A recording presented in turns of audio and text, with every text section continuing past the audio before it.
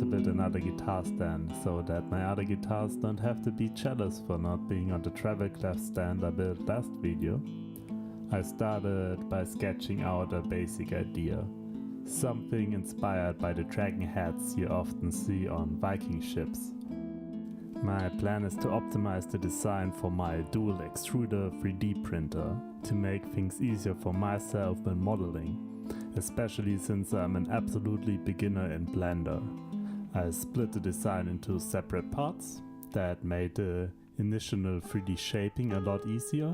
It actually worked out really well, and once I added some color, you could already get a decent preview of what the final version might look like. Now, the reason I decided to go with Blender, it allows you to shape your model like digital clay.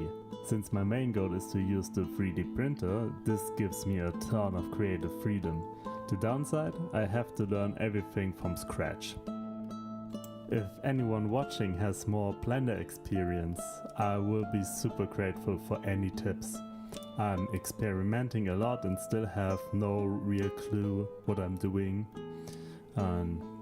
You can see my first big mistakes by now, and weird stuff happens all the time.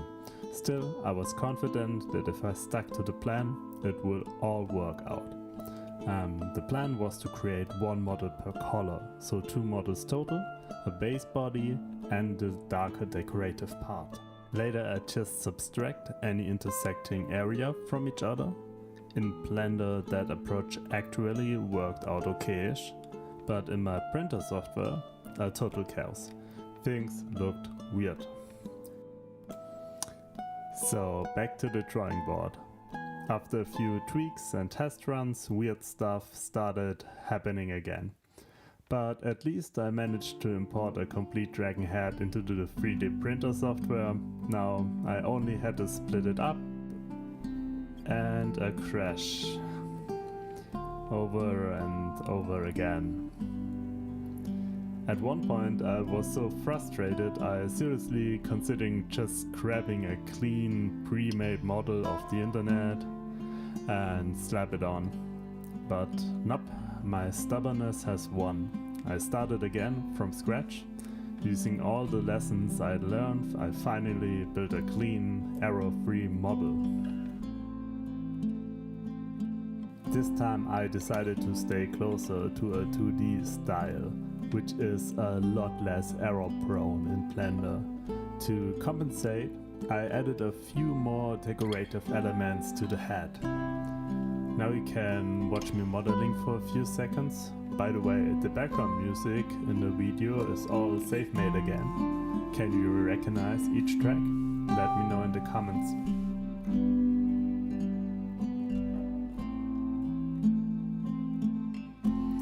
Finally, success!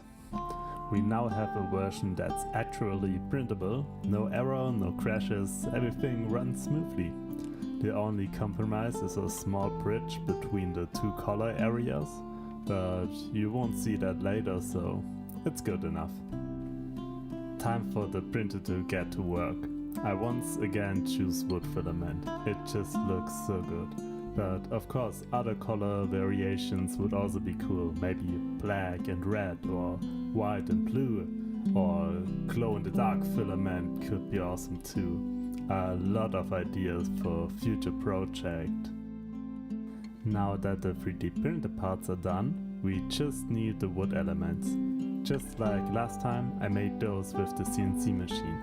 First I cut the base shape using a 6mm end mill, then switched to a 90-degree bit to add a nice white chamfer.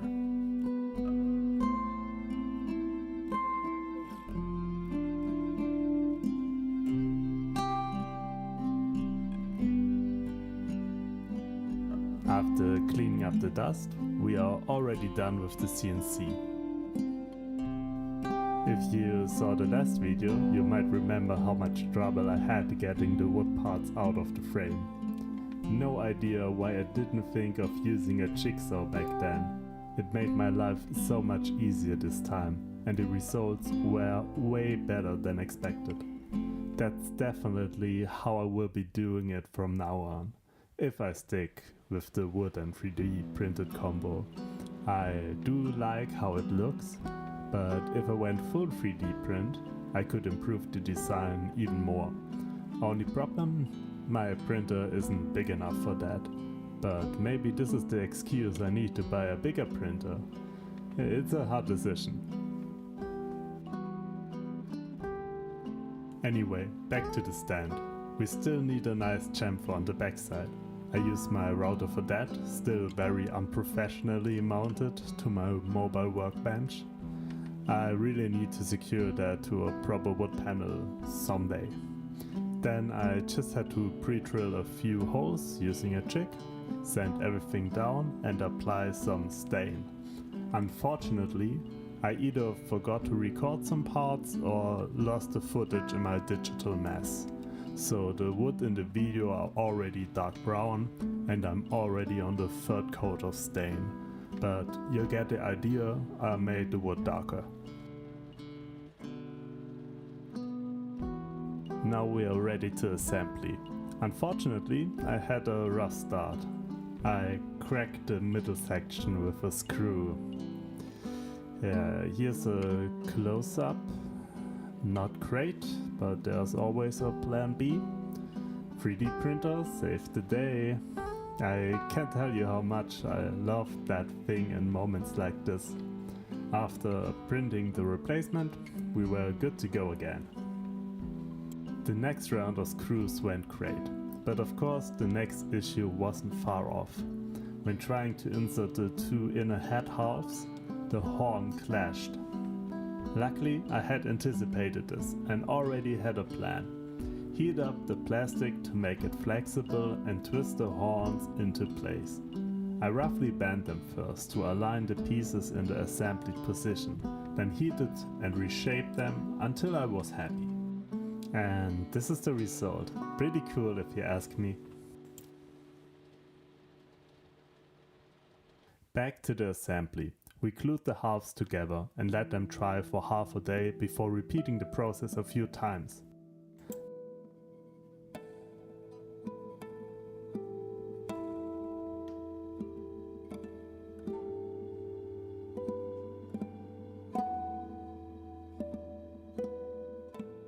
Then it was time for file and sanding. First to remove the glue residue and second to flatten a small edge that stuck out.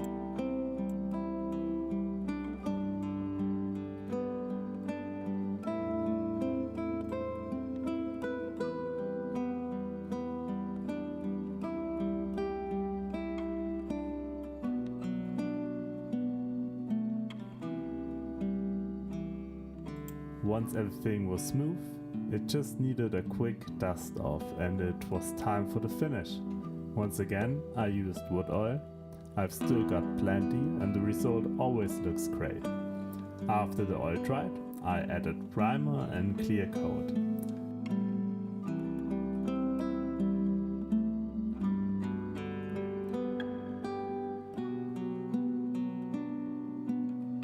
The only thing left, the rubber pads. This time I tried some slightly thicker pads to get a little bit more protection for my guitars.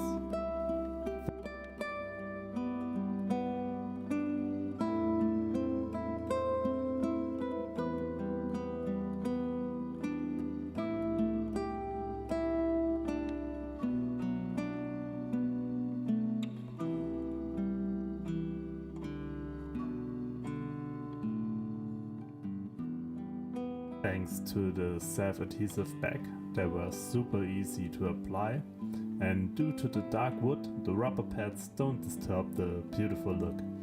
And yeah, that's it. The guitar stand is done. If you enjoyed the video, feel free to leave a like and subscribe. Thank you so much for watching and do something special today.